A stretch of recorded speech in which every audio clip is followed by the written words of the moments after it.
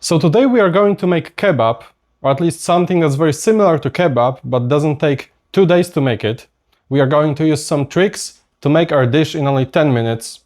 Because I always wanted to make kebab, but when I see the recipes online, it always says that you have to prepare the meat 48 hours, marinate it, use all of different spices, then put it in the freezer, cut it into very thin pieces.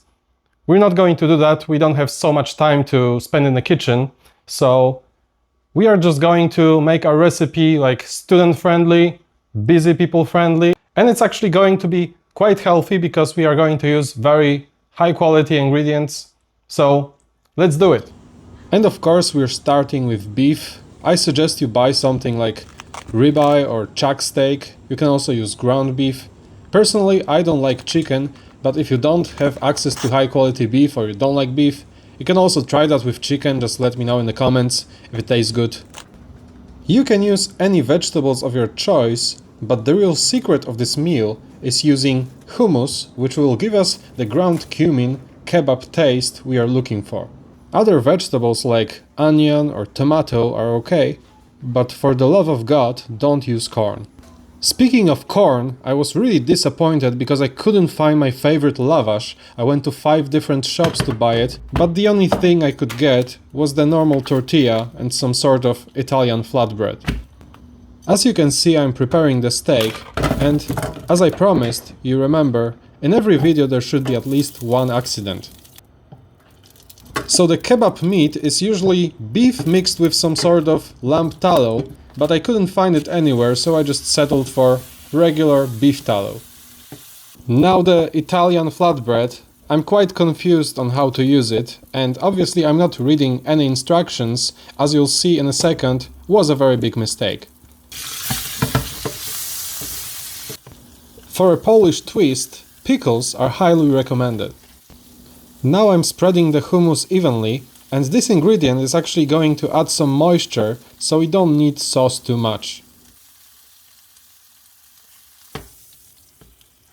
And now that the steak is ready, we are going to cut it into the thinnest pieces we can make. Wipe the pan from the oil. And now the disaster part. So my original plan was to wrap it and then toast it on a pan. But as you can see, this bread is not very elastic. So I couldn't wrap it properly because I knew if I do it a little bit harder, it will all just fall apart.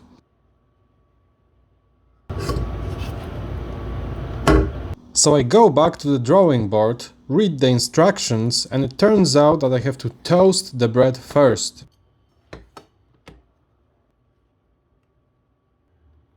And now we're talking. So this is our kebab. Let's try it.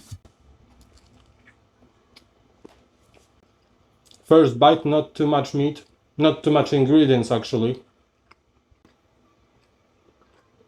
But if you use this Italian bread like you're supposed to, like they write in the instructions, I have to say it's actually pretty good. It doesn't taste like anything like kebab lavash, but it's not terrible. It doesn't break, sticks together, so I think it's good. So this is how it looks. It tastes really good. I would say 6.5 out of 10. I could improve this recipe a little bit more. For example, the beef. It's really important to prepare the beef the day before. So maybe for today it would be a little bit better to use ground beef if you're just doing it from the shop, straight from the shop. But if you have the possibility to prepare the beef the day before, use the salt, leave it in the fridge, let it tenderize, the steak would be a couple of points higher because it not only does it tenderize the meat, but it also improves the flavor. So the beef will taste a little bit better if you leave it. But other than that, I have to say I will totally eat this again. I actually made this recipe a couple of days ago, so I will improve it and probably make an updated video. So if you like my content, subscribe to my channel. See you in the next one.